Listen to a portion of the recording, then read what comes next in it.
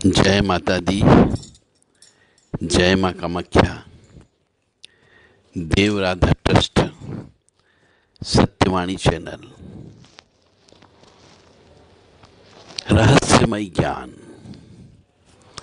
आप सत्यवाणी चैनल से सुन रहे हैं।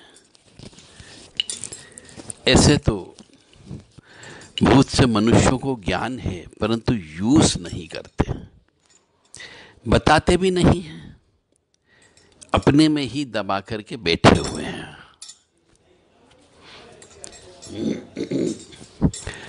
जो भी परिवार, पति पत्नी गर्भ में लड़के की चाह में गर्भ गिरवाते हैं, ऐसा ही एक वाकया एक परिवार के साथ मुलाकात के दौरान पता लगा कि एक लड़के की चक्कर में कि लड़का पैदा हो जाए, एक के बाद एक 3 कन्याओं का गर्भ में ही हत्या करवा दी गई। अब उन परिवार जब मेरे सामने आया तो पता लगा कि वो दोनों छिन्न भिन्न हो चुके हैं। यानी देवी माँ की माँ जगत जननी की इतना श्राप लगा उनको कन्या हत्या का, क्या दोनों पति पत्नी छिन्न भिन्न हो गए हैं, यानी कि अलग अलग हो गए हैं। और दोनों पति पत्नी कंगाल भी हो गए, दरिद्रता में जी रहे हैं, और इतनी ज्यादा दरिद्रता आ गई और बीमारियां लग गई है कि उनके पास इलाज कराने के भी पैसे नहीं है। तो यह प्रैक्टिकल ज्ञान आपको देव राधा ट्रस्ट सत्यवाणी चैनल से दिया जा रहा है। मेरा आप सबसे विनम्र निवेदन है कि लड़के के चक्कर में लड़कियों की हत्या न करें, क्योंकि एक लड़की जिसको पैदा होना है और कई मनुष्यों के साथ लेन देन करना है, सृष्टि चलाने वाला श्री हरि विष्णु है, उसको तो सृष्टि चलाना है। परंतु यदि कन्या गर्भ में आ गई और उसे आपने गर्भ में ही मरवा डाला, तो उस कन्या के द्वारा माता पिता, उसके भाई बहन और भी जो रिश्तेदार पैदा होते या हैं, सबके साथ कुछ न कुछ तो लेन देन होता ही होता है। आपने सृष्टि चलाने वाले श्री हरि विष्णु की जो सृष्टि चला रहा है उसमें इंटरफेयर कर दिया उस लड़की को मार करके।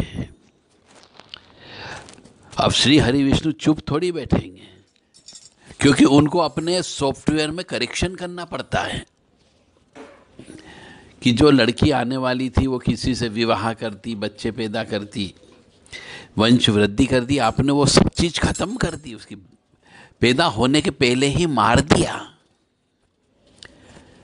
न जाने किसका किसका ऋण उसके ऊपर था, या वो हो सकता है किसी का ऋण लेकर के आई, वो वापस करना था उसको, और किसी का ऋण पैसे लेना भी थे और देना भी थे।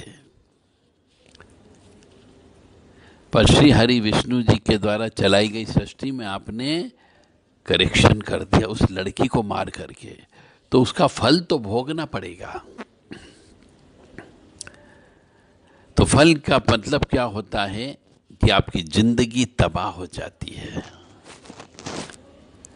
जिंदगी तबाह हो गई वहां तक तो ठीक है, बर्बाद भी हो जाती है,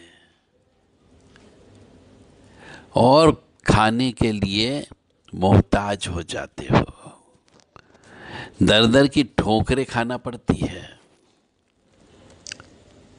क्योंकि आपको मालूम नहीं, आपने लड़की गर्भ में मरवा तो डाली, परंतु उस लड़की का जो क्रियाकर्म करना चाहिए था मृत्यु उपरांत आपने वो कोई क्रियाकर्म नहीं किया।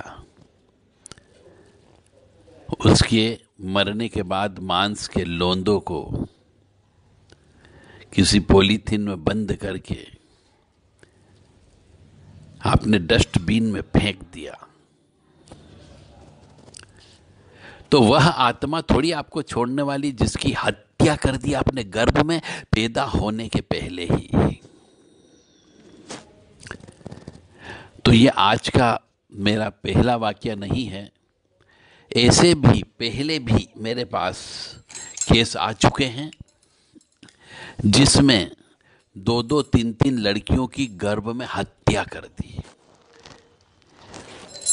और समय का चक्र जब चला तो घर में दरार उत्पन्न हो गई, छिन्न भिन्न हो गए, और उसके बाद में उनको दर दर की ठोकरें खाना पड़ गई।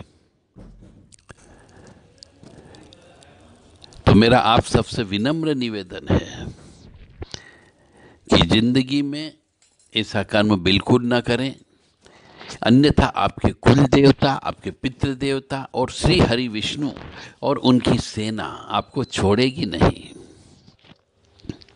यह मान करके चलें। और आपका जीवन नरकमय जीवन हो जाएगा।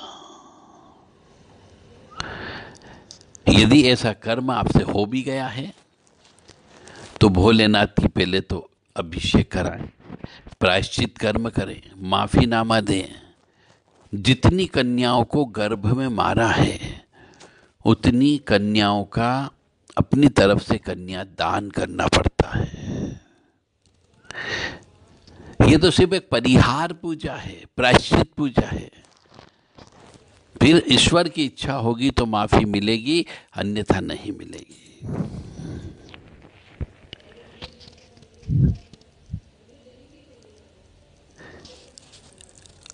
ओम शांति शांति शांति।